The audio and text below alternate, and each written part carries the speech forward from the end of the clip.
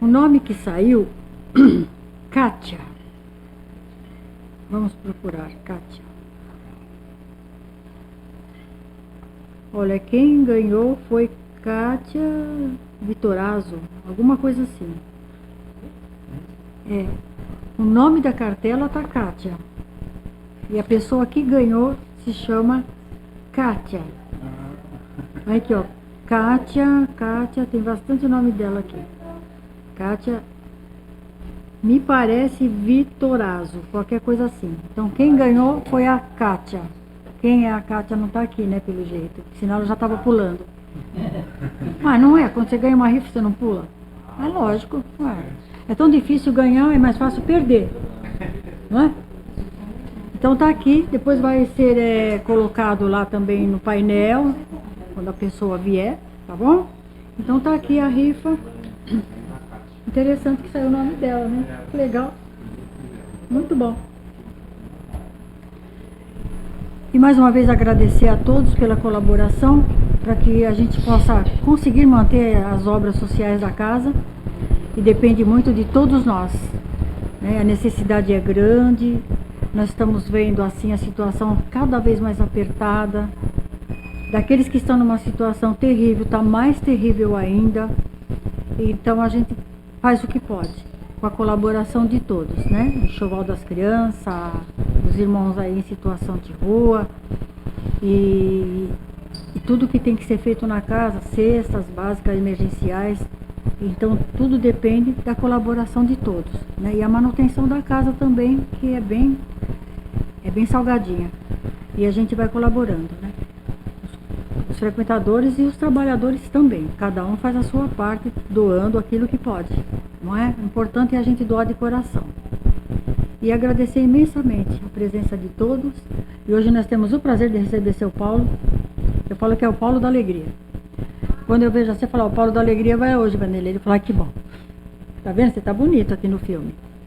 E vai ser sempre bem-vindo, sempre. E agradecer muito a todos. E que nós possamos agora fechar os nossos olhos. E mais uma vez, elevar o nosso pensamento. Chegou a bonequinha lá. Bonitinho. Elevar o nosso pensamento a Deus, nosso Pai, a nosso Mestre amado Jesus. Vamos relaxando a nossa mente, relaxando o nosso corpo, relaxando as nossas mãos, os braços. Dá uma relaxadinha no pescoço, nas pernas, para que nesse relaxamento a gente vai mudando a sintonia. Vamos buscando a sintonia do plano maior, nos conectar com o nosso mentor amigo, nosso anjo da guarda, e entrar na sintonia de tudo aquilo que foi preparado para nós essa noite, através da espiritualidade. Antes de chegarmos aqui, esse ambiente já está há muito tempo preparado para nos acolher, nos receber, e os mentores à volta, verificando cada um, aquilo que cada um está necessitando, e no que for do merecimento e da permissão divina, que cada um de nós possamos receber aquilo que precisamos no momento de dificuldade, de desafios, às vezes difícil de atravessar. Mas com a bênção dos mentores, a bênção, a permissão e a misericórdia de Deus, que permite que sejamos amparados e assistidos através dos mensageiros do bem, que nós possamos ser vencedores mais uma vez. E assim agradecidos por essa noite de luz, cumprimentando a espiritualidade aqui presente, o mentor espiritual desta casa, Itaporã e sua legião de companheiros, agradecendo a presença dos mensageiros do bem e todos aqueles que estão nessa casa, aqueles que estão lá fora, que possa ser uma noite muito abençoada. Vamos rogando pelo nosso palestrante da noite, que ele seja envolvido em muita luz, muita paz, nos transmitir de uma maneira tão gostosa, própria dele mesmo, tranquila e serena, e que nós possamos absorver da melhor maneira possível e nos esforçarmos no dia a dia, que é ali que nós vamos colocar em prática aquilo que vamos aprender nesta noite através do nosso irmão. Que ele seja bem-vindo sempre nesta casa, mas principalmente seja bem-vindo no coração de cada um de nós, cheio de gratidão por tudo que nos oferece. E assim agradecidos que estamos, elevando o pensamento ao nosso Pai Criador, ao nosso Mestre e Salvador. E nós vamos rogando, Senhor, fazei de cada um de nós um instrumento de vossa paz. Onde há ódio, Pai, que possamos semear o amor. Perdão onde há injúria. Fé onde haja dúvidas. Esperança onde está o desespero. Alegria onde houver tristezas. União onde houver discórdia. Verdade onde houver erro. Consolo onde houver a dor. Luz onde houver as trevas. Ó Divino Mestre, fazei que procuremos mais consolar que sermos consolados, compreender que sermos compreendidos, amar que sermos amados, pois é dando que recebemos, perdoando é que seremos perdoados, e é morrendo que viveremos para a verdadeira vida. Assim seja, e assim será, graças a Deus. Que a paz do Senhor nos envolva hoje e sempre, e que nós tenhamos uma excelente palestra com o nosso querido seu Paulo.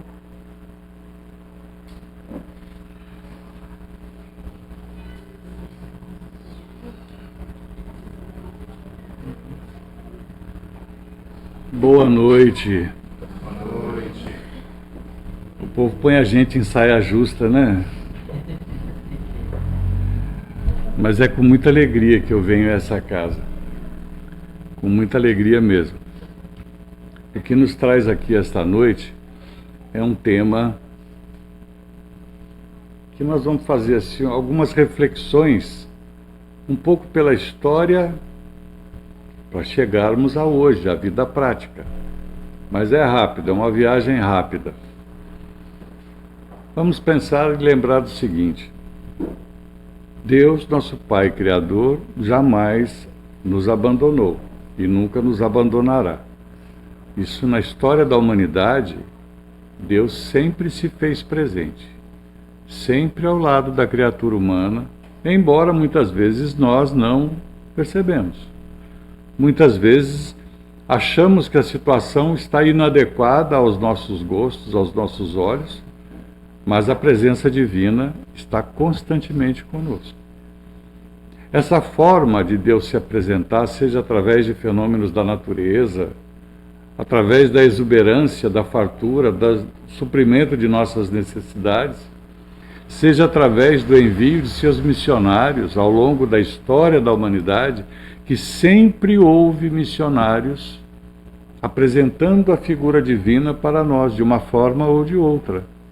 É só pegarmos a história da humanidade que nós veremos diversas figuras que trouxeram ensinamentos, orientações, esclarecimentos a respeito da divindade.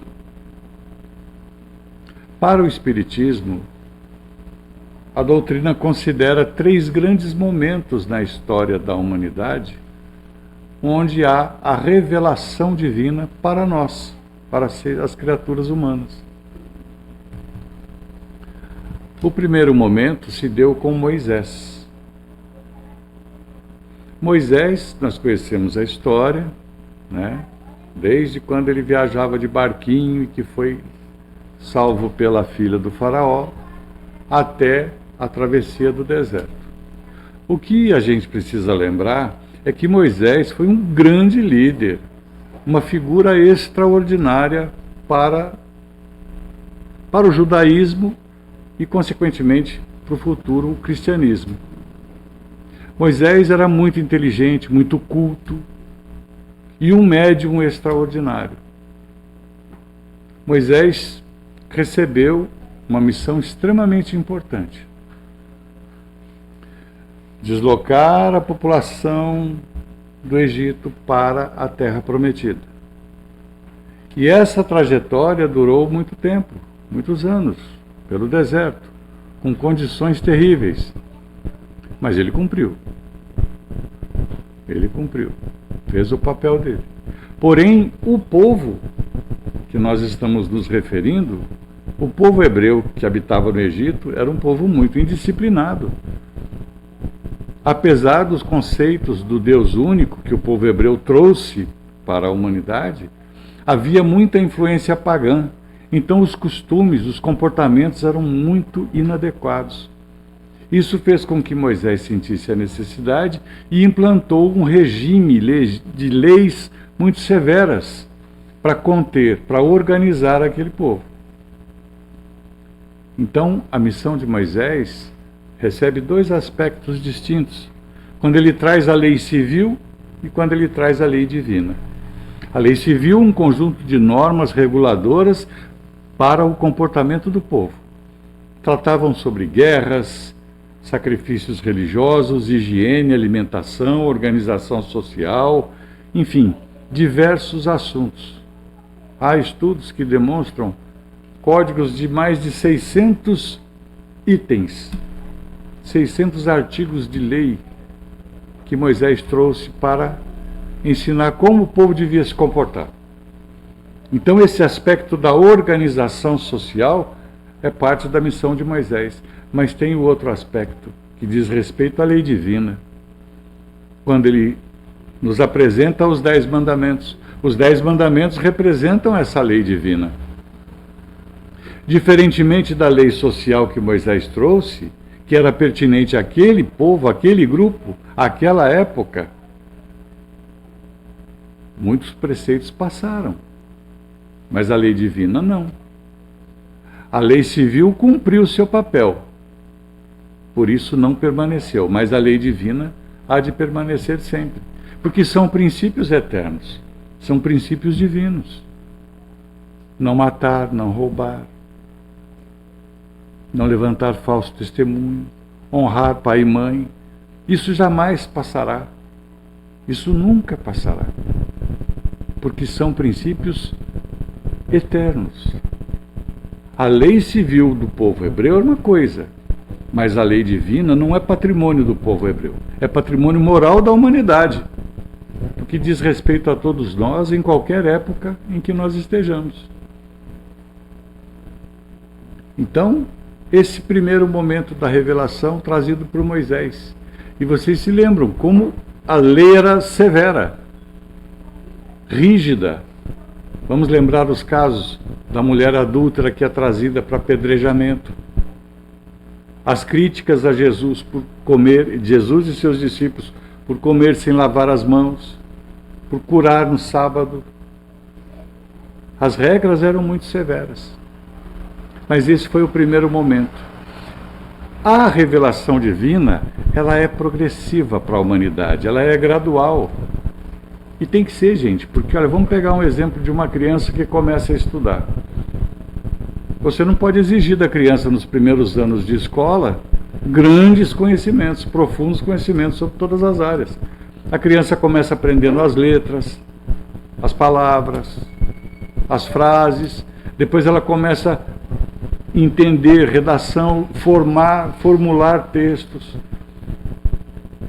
A revelação divina é a mesma coisa. Ela é trazida por etapas para a humanidade, porque cada etapa prepara a etapa futura. Por isso é gradual. Então, quando a lei mosaica, ou o que nós conhecemos como Velho Testamento, traz a severidade, Jesus, que é o segundo momento da revelação divina, traz a lei do amor. Jesus ensinava seus discípulos e o povo. Só que o que Jesus ensinava não era muito coerente com aquilo que a lei antiga falava. Por isso tanta perseguição. Por isso tanta crítica por parte, principalmente, dos fariseus e saduceus. Porque a lei dizia que tinha que apedrejar. Jesus dizia, ó, se ninguém tiver pecado, apedreja. A lei dizia que era olho por olho e dente por dente. Jesus trouxe o amor, a misericórdia, o perdão. Então eram comportamentos diferentes. E é isso que em dado momento levou o Cristo a dizer essa frase que nós encontramos no Evangelho de Mateus, capítulo 5. Não vim destruir a lei nem os profetas. Eu vim dar-lhe cumprimento. Não vim destruir a lei nem os profetas. Eu vim dar cumprimento. Jesus está dizendo o seguinte: eu não vim combater Moisés, eu não vim desdizer o que ele disse, eu não vim desensinar o que ele ensinou. Eu vim trazer uma nova interpretação, um desenvolvimento, uma adaptação, ou melhor dizendo, uma adequação da vontade divina para a lei que as criaturas conheciam. Então, onde antes predominava o temor a Deus, porque era a imposição do Deus cruel, vingativo, Jesus traz o amor do Pai compassivo, misericordioso. Quando antes havia essa justiça social muito severa, Jesus traz a misericórdia. Onde havia as punições, castigos estabelecidos, Jesus traz o perdão. Porque todas as criaturas humanas precisam ser perdoadas em algum momento da sua trajetória. Então é essa mudança, essa mudança de olhar, essa mudança de interpretação que Jesus traz, exemplificando e vivenciando o amor. É por isso que ele diz: eu não vim destruir a lei, eu vim dar cumprimento. No terceiro momento da revelação divina vem o Espiritismo. Por que o terceiro momento? Quando eu me referi à criança que cumpre as etapas, Jesus veio aproximadamente 13 séculos depois de Moisés. Moisés viveu aproximadamente em torno de 1.300 anos antes do Cristo. A humanidade tinha uma forma de interpretar, tinha um comportamento, tinha uma capacidade de compreensão. 13 séculos depois, a humanidade evolui e já está preparada para a mensagem do Cristo. No século XIX, nós temos a terceira revelação, que não é personificada nem em Moisés nem em Jesus, mas sim no ensino dos Espíritos. Então vem o Espiritismo representando a terceira revelação divina. A exemplo do Cristo, o Espiritismo não veio substituir Jesus. Kardec não é o Jesus dos espíritas. O Evangelho segundo o Espiritismo não é a Bíblia dos espíritas, como muita gente pensa ser. Não é.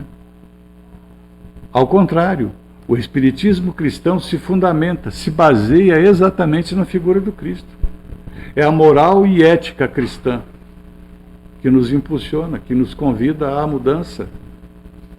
E o Espiritismo vem como a terceira revelação, porque o próprio Cristo disse, no seu discurso de despedida, que encontramos em João, capítulo 14. Aos que me amam, guardem meus mandamentos, e eu vos enviarei, eu pedirei ao Pai que vos enviará um outro Consolador, que ficará com vocês para sempre, que vos lembrará tudo o que eu disse e vos dirá outras coisas mais. Esse é o Espiritismo, que vem revelar, que vem tirar o véu, que vem explicar aquilo que Jesus não pôde explicar para a humanidade daquela época, porque não havia capacidade de compreensão integral. Então o Espiritismo, quando nos apresenta os conceitos de reencarnação, de vidas sucessivas, imortalidade da alma, lei de causa e efeito, são orientações que recebemos para explicar de onde viemos, para onde vamos, o que estamos fazendo aqui, como devemos fazer, o que não devemos fazer.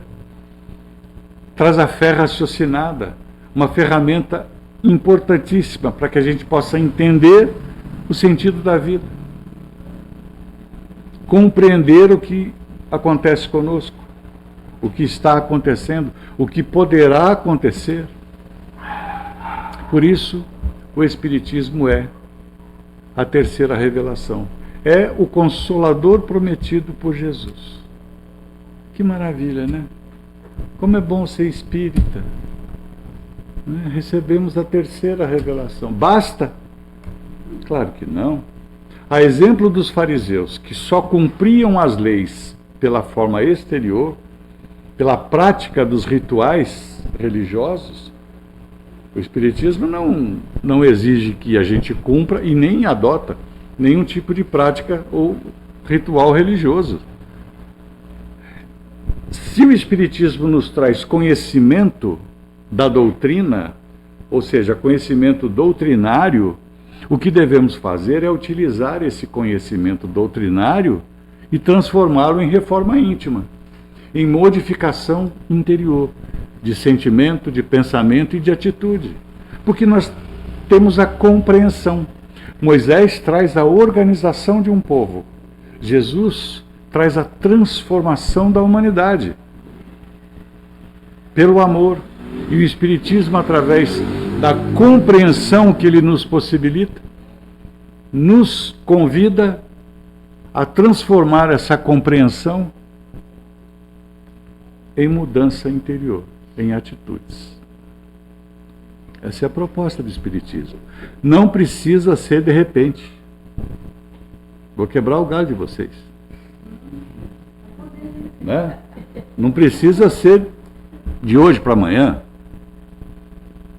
Porque a proposta do Espiritismo não é uma perfeição imediata, mas é um aperfeiçoamento contínuo que exige muito esforço, determinação, perseverança. Mas nós temos as ferramentas para isso. Então, para o espírita, não basta cumprir as regras, as normas da religião. Em outras palavras, para o espírita, não basta toda quinta-feira, vou usar o exemplo da casa, tá? Às quintas-feiras, vir assistir a palestra. Ainda mais quando tem um velho chato falando assim. Ah, mas eu tomo passe toda semana. Que bom, né? Se não tomasse ia ser bem pior. Ah, mas eu tomo água fluidificada. Eu até aprendi a cantar Quanto à Luz. Olha, umas músicas assim legal, tá? Essa parte exterior é o que menos importa. A proposta é a mudança interior. Por quê? Porque seguir o Evangelho do Cristo, explicado à luz do Espiritismo, que são os espirituais superiores que trabalharam com Kardec, seguir esse Evangelho exige transformações de sentimentos. Não basta evitar uma atitude agressiva. Nós precisamos trabalhar, processar esse sentimento de revolta, de ira, de desejo de vingança, de inconformidade. Não basta praticar a caridade material, que é extremamente necessária, mas devemos oferecer a caridade moral, a caridade que não custa nada, que é a atenção, o cuidado, o zelo, a orientação para um filho, um amigo, um necessitado de qualquer forma. São essas transformações.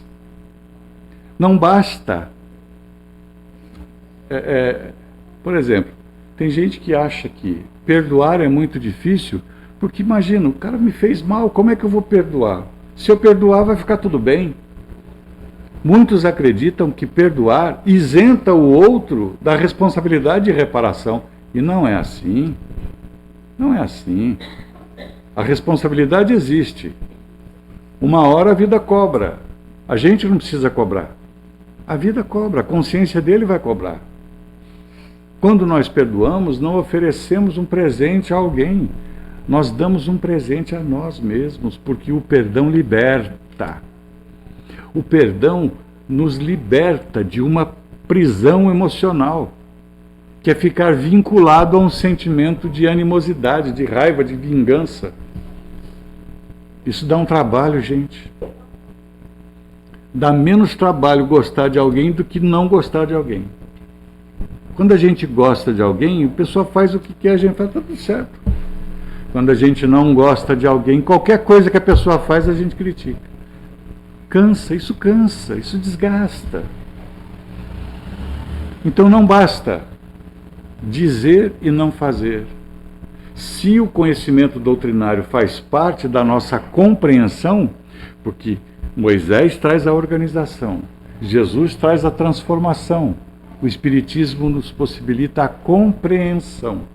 Se hoje eu compreendo os princípios espíritas, que são os fundamentos morais que o Cristo nos trouxe, como é que eu falo de reencarnação? Eu sei tudo sobre reencarnação e continuo criticando o comportamento alheio, sem saber quem é aquela pessoa, o que ela representa para mim, o que significa, quem fomos nós numa vida anterior, no passado. Se eu aprendo sobre lei de causa e efeito, por que eu me desespero diante das dificuldades? Não há coerência. Se eu sei que perdoar me liberta, por que ainda guardo ressentimento? São esses questionamentos, são essas perguntas que nós devemos responder e efetivamente nos afastarmos desses sentimentos menores, como o egoísmo, a vaidade, o orgulho, que no dizer de Emmanuel, egoísmo e orgulho são os males da humanidade. Não são os principais, são os. Então é muito sério. Jesus diz, não vim destruir a lei, vim dar cumprimento. Como é que nós espíritas damos cumprimento à lei? Que nós não vamos modificar a interpretação. Cabe-nos seguir, cumprir aquilo que Jesus ensinou. E que o Espiritismo nos orienta, nos esclarece. O Espiritismo não alterou absolutamente nada. Ele traz a mensagem de Jesus esclarecida, dissipando todas as dúvidas que a gente possa ter. Esse é o objetivo. Mas nós vivemos num mundo atual que é danado, né? O desafio é vivenciar essas verdades, é cumprir essa lei ao pé da letra, mantendo a verdade diante de tanta falsidade que a gente vê no mundo hoje. É conviver com o outro, mesmo naqueles momentos que ele pensa e age de forma diferente de mim. É fazer valer os valores espirituais, não os valores materiais, mesmo diante das situações que, por exemplo, a internet nos convida. Com tanto fake news que existe, com tanta facilidade, com tantas pessoas vendendo uma imagem de felicidade e sucesso que não existe. É o momento de um flash. Que nem flash tem mais. Flash é do meu tempo. Né? Precisava acender uma luz para a gente aparecer na foto. Hoje não precisa mais. Ainda sai a fumaça.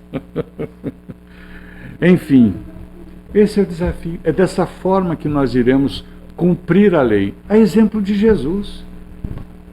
Jesus disse, eu não vim destruir nada, eu não vim desdizer nada. O Espiritismo diz, não viemos aqui, os espíritos que trabalharam com Kardec, disseram, nós não viemos desdizer nada, só viemos explicar e trazer para vocês, para a humanidade, uma forma de compreender o que Jesus disse. E é isso que o Espiritismo nos apresenta. É isso que a doutrina espírita nos convida. Então é necessário que nós utilizemos todo o conhecimento. Aliás, o espírita tem um caminho a seguir.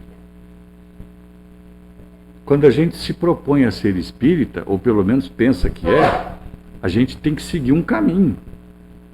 E esse caminho é o caminho do conhecimento, da compreensão, da reflexão, da mudança de atitude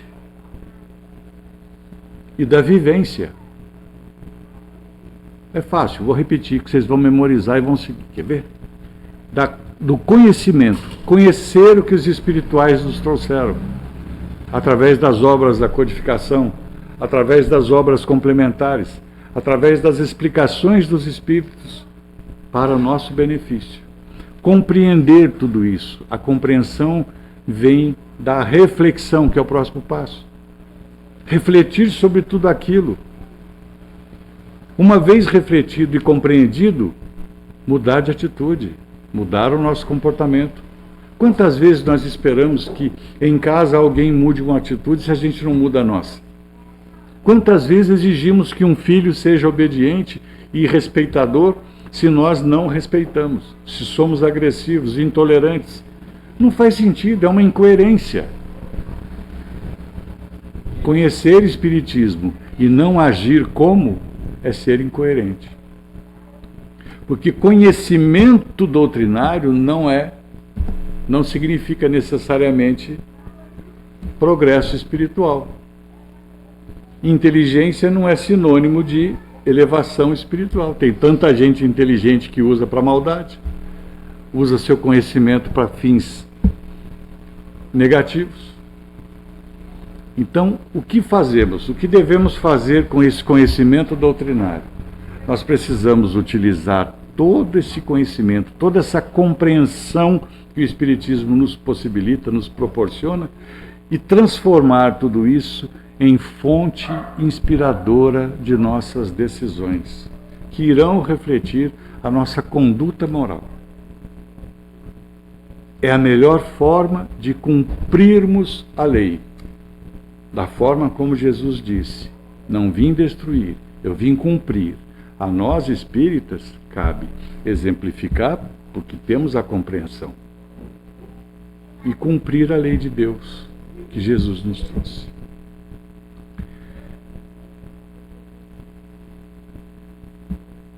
Eu desejo a todos uma boa semana.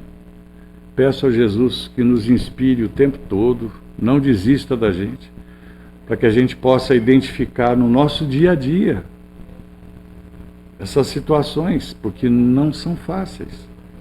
Não são fáceis. Os sentimentos menores nos envolvem com muita frequência. Então a gente precisa estar muito atento. Peço a Jesus que nos ampare a todos. Tenhamos uma boa semana e Deus nos abençoe.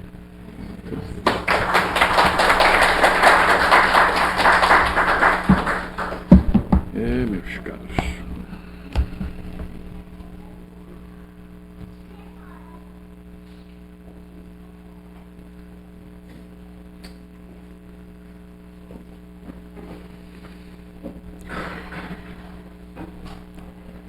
Então vamos todos fechando os nossos olhos.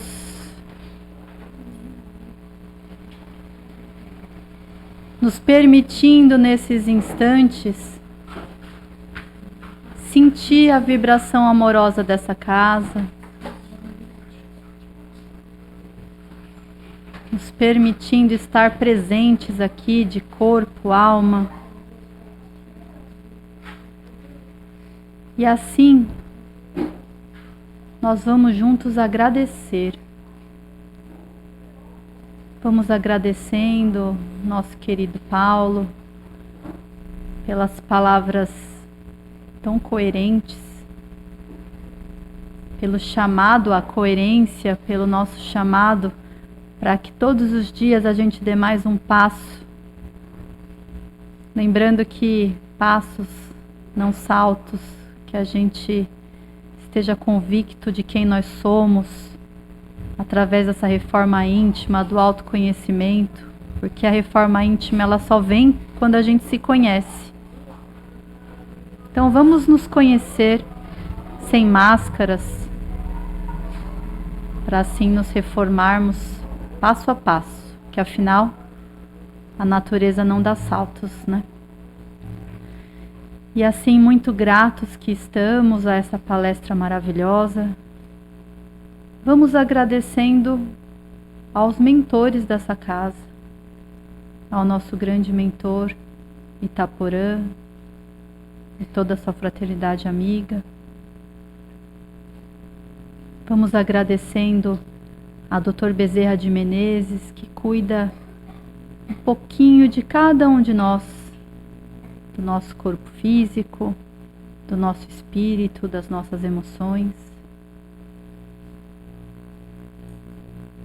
Vamos levar os nossos pensamentos para esse amigo espiritual que nos acompanha desde o nosso nascimento, nosso mentor particular. Lembrando que nós temos um amigo vigilante 24 horas por dia ao nosso lado e que eles sempre nos lembram que basta um chamado. Então vamos buscá-lo agora, agradecer pela companhia, pelo trabalho, pela dedicação e para que ele nos inspire nesses passos. E vamos elevando os nossos pensamentos e vamos buscando a figura de Maria, esse espírito tão amoroso que cuida de cada um de nós. Vamos nos colocando no colo de Maria, aquele problema, aquela dor que talvez esteja em nossos corações. Vamos nos permitindo ser cuidados por ela. E assim, com o coração mais tranquilo, confiante, vamos elevar os nossos pensamentos ao nosso grande mestre, a Jesus. E vamos agradecendo pelo seu evangelho, pelo seu acompanhamento com a doutrina espírita e com cada dia desse planeta. E assim, com os pensamentos muito elevados, nós vamos buscando Deus, o Criador, e vamos agradecendo por estarmos aqui, pela nossa existência, pelo caminho que nos é oferecido.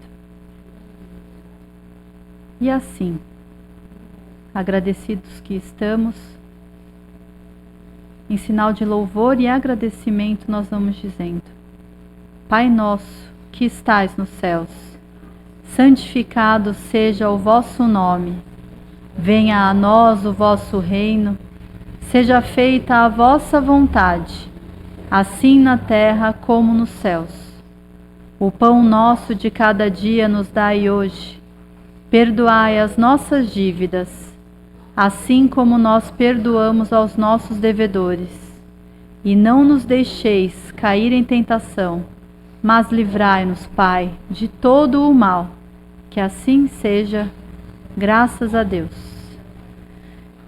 Que todos nós possamos aguardar o passe em meditação, em oração, para que nós possamos receber tudo que cada um de nós aqui veio buscar e para que nós possamos voltar para os nossos lares muito melhor do que estávamos antes. Graças a Deus.